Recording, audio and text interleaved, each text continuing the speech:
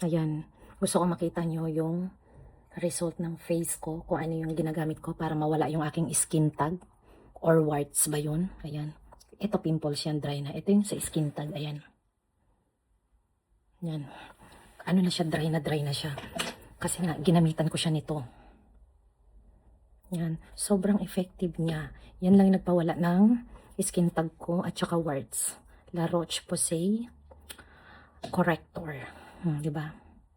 Ang dami ko nang ginamit na cream, pero itong La Roche-Posay lang talaga na to ang wala niya, no? Sinusunog niya yung aking yung aking, ang tawag nito, yung skin tag ko.